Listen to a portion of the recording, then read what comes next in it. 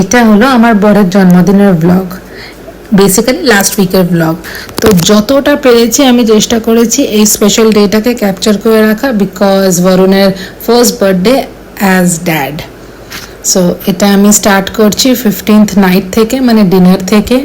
ডিনারে ওর জন্য বানিয়েছিলাম ধোসা। ওকে আর টুবলুকে আমি রুমে থাকতে বলে আমি চেষ্টা করেছিলাম একটু ডেকোরেট করার, যতটা পেরেছি আমি ডেকোরেট করেছি।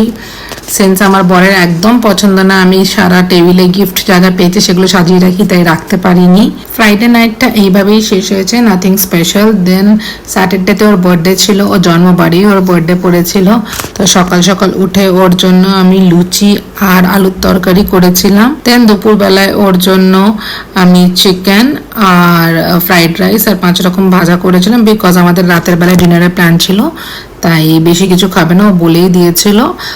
আর আমার শাশুড়ি মা যেহেতু আসতে পারেনি, শরীর খারাপ, তাই ওর জন্য পায়েস আর এই দেখতে পাচ্ছ খামটা ওর জন্য লিফাফা পাঠিয়ে দিয়েছিল। দেন আমরা বিকালবেলা একটা বুফেতে গেছিলাম খেতে, খুব মজা হয়েছে। বাট একটু চাপে ছিলাম টুবলুকে নিয়ে, যদিও আমি টুবলুর জন্য খাবার দাবার সবকিছুই বানিয়ে নিয়ে গেছিলাম। দেখো তোমরা কতটা আনন্দ করছো, মাঝে মাঝে ওকেও খাইয়ে দিয়েছি।